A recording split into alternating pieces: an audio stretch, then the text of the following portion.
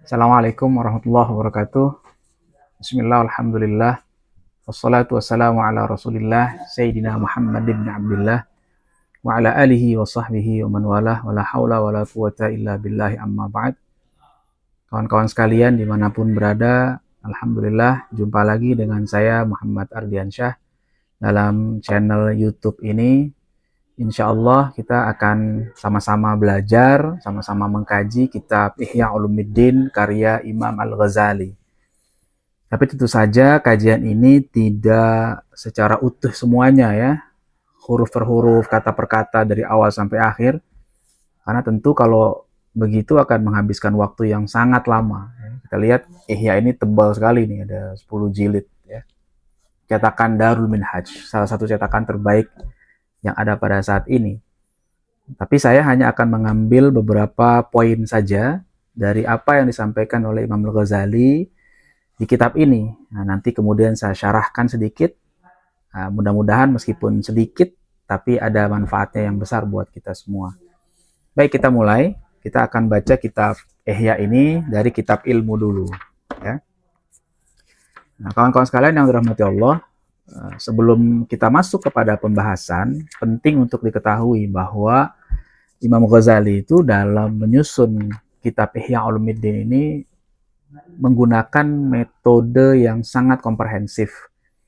Jadi beliau mengawali setiap pembahasannya itu dengan ayat-ayat Al-Quran. Dan ayatnya itu tidak satu, tapi banyak. Nah, setelah beliau menyebutkan ayat-ayat Quran, dilanjutkan dengan menyebutkan hadis. Dan ini juga hadisnya banyak, tidak satu. Nah, ini juga menunjukkan bahwa Imam Ghazali sangat paham tentang Al-Quran, tentang hadis. Dan menyandarkan pemikirannya kepada kedua sumber Islam ini.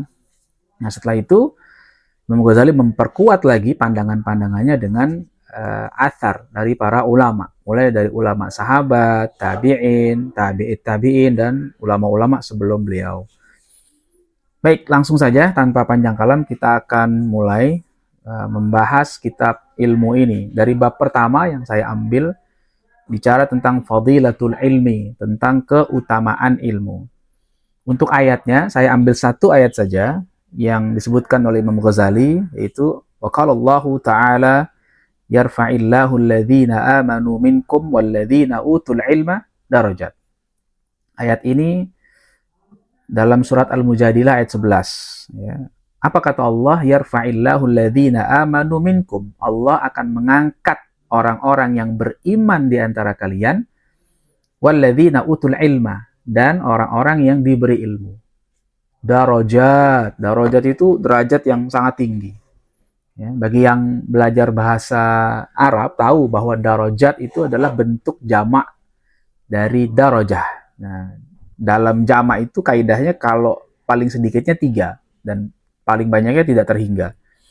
Oleh karena itu Allah menyiapkan derajat yang sangat tinggi bagi apa? Bagi orang-orang yang beriman dan diberi ilmu ini.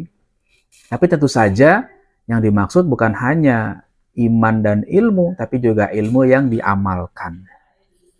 Nah, kemudian ayat ini dikomentari, ditafsirkan oleh sahabat Nabi yang sangat ahli tafsir, yaitu Sayyidina Abdullah bin Abbas. Imam Ghazali mengutip pandangan Ibnu Abbas ini. Qala Ibnu Abbasin radhiyallahu anhuma, berkata Ibnu Abbas radhiyallahu anhuma, lil ulama darajat. Para ulama itu memiliki derajat yang tinggi, fauqal mu'minin, di atas orang mukmin.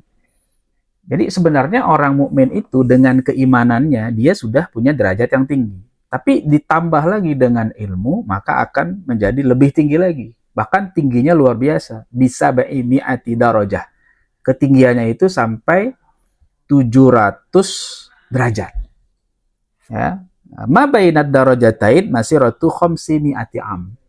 Jarak antara 2 derajat, jadi dari derajat yang satu ke derajat berikutnya, kalau kita visualkan gitu, ada 700. Nah, satu ke lantai berikutnya itu, ke derajat berikutnya, itu kira-kira perjalanan 500 tahun.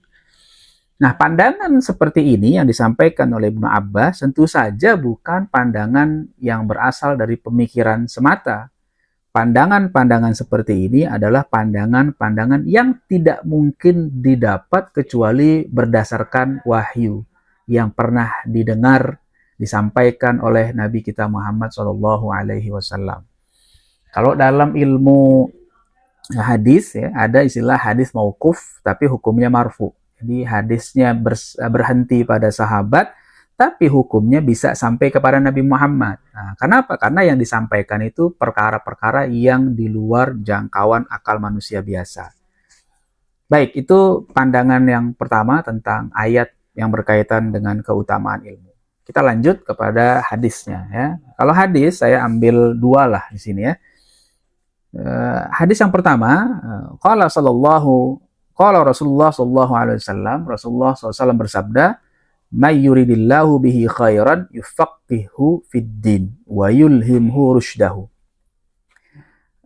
Nabi Rasulullah SAW bersabda, barang siapa yang Allah kehendaki buat dia itu kebaikan, maka Allah akan berikan dia pemahaman yang baik tentang agamanya.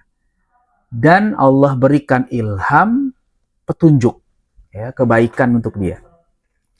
Nah, jadi dari hadis ini kita harusnya bahagia nih. Ini kabar gembira sebenarnya bagi umat Islam.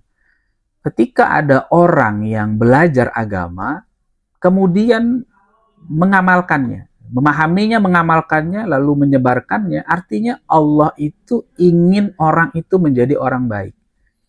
Ya, oleh karenanya kita diberi kabar gembira seperti ini mestinya punya keinginan, mestinya punya kehendak untuk belajar agama agar faham, agar bisa mengamalkan dan menyebarkannya. Dan dalam tradisi pendidikan Islam, orang yang belajar itu kan disebutnya murid. Murid itu kan dari kata irodah, jadi dia memang harus punya keinginan. Harus ada keinginan dari dalam memahami agamanya. Kalau dia punya keinginan itu dan sampai paham, maka insya Allah berarti Allah menginginkan kebaikan bagi orang tadi itu. Oke, itu hadis yang pertama. Hadis yang kedua, saya ambil dari kitab ini juga. Imam Ghazali menyebutkan satu hadis. Qala sallallahu alaihi wasallam, dan Nabi sallallahu alaihi wasallam bersabda, khoslatani la takunani fi munafiq. Ada dua sikap yang tidak akan ada pada diri orang munafik. Apa? Yang pertama, husnus samtin. Artinya perilaku yang baik. Orang munafik itu perilakunya nggak baik. Sampai dalam hadis lain, Nabi menyebutkan ayatul munafik salat. Ciri orang munafik itu ada 3. Idza haddatsa kadzaba, jika dia berbicara, dia berdusta. Wa idza wa'ada akhlafa, jika dia berjanji dia ingkar. Wa idza tumina khana, dan jika dia dipercaya dia khianat. Maka tidak ada kebaikan bagi orang munafik.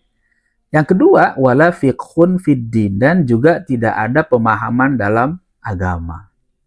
Hadis ini menarik. Nabi menyampaikan satu kabar buat kita. Kemudian mungkin ada tersirat pertanyaan, apa betul hadis ini? Ya, dalam hadis disebutkan bahwa orang munafik tidak akan ada dalam dirinya itu pemahaman agama. Loh, tapi tunggu. Mungkin ada orang berpikir gini, ada orang-orang yang faqih, orang yang pintar, memahami agama, tapi kok dalam perilakunya ada perilaku orang munafik? Bagaimana memahami hadis ini? Apakah hadisnya salah? Nah, mengantisipasi munculnya pertanyaan semacam itu, Imam Ghazali coba menjelaskan. Kata Imam Ghazali apa? Wala tasyukkanna fil hadits. Jangan sekali-kali kamu ragu terhadap hadis ini, linifaqi ba'di fuqaha'iz zaman, karena adanya sifat munafik pada sebagian ahli fikih di zaman ini. Kenapa? Fa innahu ma arada bihil fiqh alladhi dhanantahu. Sebab yang dimaksud oleh Nabi itu bukan fikih sebagaimana yang engkau sangka. Wa sayati bayanu ma'nal fiqh, nanti akan datang penjelasan tentang fikih. Kebanyakan orang memang memahami fikih itu sebatas ilmu tentang hukum halal haram, hukum yang berkaitan dengan kehidupan di dunia ini. Padahal, yang dimaksud oleh Nabi ini fikih secara komprehensif. Karena pada awal Islam itu fikih dimaknai dengan ilmu yang sangat komprehensif, mencakup bukan hanya hukum, Itu juga bagian, tapi ada keikhlasannya, ada zuhudnya, ada ibadahnya, ada ma'rifah terhadap ilmu akhirat, dan macam-macam. Nah, sehingga orang yang faqih itu adalah orang yang memiliki sifat-sifat tadi. Nanti memang ada penjelasannya dalam kitab ini. Dan Imam Ghazali kembali menegaskan, wa adna darajatil faqih ay ya'lama annal akhirata khairu minad dunya. Kata Imam Ghazali, wa adna darajatil faqih. Sekurang-kurangnya kedudukan minimal seorang yang faqih itu ay ya'lama, dia mengetahui. Maksudnya ya'lama di sini yakin. Sebab ada dalam pelajaran shorof tuh alimatu min af'alil yakin. Dia harus yakin bahwa apa? Annal akhirata khairu minad dunya, bahwa akhirat itu lebih baik daripada dunia. Ya. Allah mengatakan walal akhiratu khairul laka minal ula walal akhiratu khairu wa abqa. Orang yang faqih itu betul-betul yakin, sehingga dengan ayat itu dia tidak gila dunia. Dia tidak mencintai dunia berlebihan, tapi dunia dijadikan sebagai mazra'atul akhirah. Gitu ya. Wa hadhil ma'rifatu idza sadaqat wa ghalabat barra'athu minan nifaqi war riya. Kata Imam Ghazali, pengetahuan seperti ini, keyakinan seperti ini jika sudah benar dan tertanam secara penuh di hatinya, barra'athu minan nifaq war riya, maka akan membebaskan dirinya dari sifat munafik dan sifat riya. Nah, jadi akhirnya orang yang benar-benar faqih itu adalah dia orang yang semakin berilmu, semakin zuhud terhadap dunia. Ini bagaimana yang pernah disampaikan juga oleh Imam Ghazali dalam kitab-kitab yang lain, bahwa sabda Nabi yang lain bunyinya, man izdada ilman wa lam yazdad hudan lam yazdad minallahi illa bu'dan. Barang siapa yang bertambah ilmunya tapi tidak bertambah kebaikannya, hidayahnya, dalam riwayat lain, walam yazdad zuhdan, tidak bertambah kezuhudannya, lam yazdad minallahi illa bu'dan, dia nggak tambah apa-apa dari Allah kecuali tambah jauh. Baik, itu tadi 2 hadis. Nah, sekarang kita masuk ke athar. Nah, saya ambil satu athar dari seorang ulama yang bernama Fath al-Mausili. Imam Ghazali mengatakan, qala Fath al-Mausili rahimahullah. Berkata Fath al-Mausili rahimahullah. Dia berkata kepada kawan-kawannya, sahabat-sahabatnya, alaysal maridu idza muni'at ta'ama wasyaraba wad-dawa'a yamut. Bukankah orang yang sakit itu jika tidak diberi makan, tidak diberi minum, tidak diberi obat, dia akan mati? Qalu, sahabatnya mengatakan, bala, betul, pasti orang kalau nggak makan, nggak minum obat, sakit mati. Sama kita pun kayak begitu. Kemudian Fath al-Mausili mengatakan, qala kadzalikal qalbu. Begitu juga hati, kata Fath al-Mausili. Idza muni'a anhul hikmatu wal ilmu thalathata ayyamin yamut. Jika hati tidak diberikan hikmah, tidak diberikan ilmu selama 3 hari, maka dia akan mati. Nah, statement dari Fath al-Mausili ini, athar ini diperkuat lagi, dipertegas lagi oleh Imam Ghazali. Beliau mengatakan, walaqad sadaqa. Sungguh benar apa yang dikatakan oleh Fath al-Mausili. Kenapa? Fa inna ghidha'al qalbi al-ilmu wal hikmah.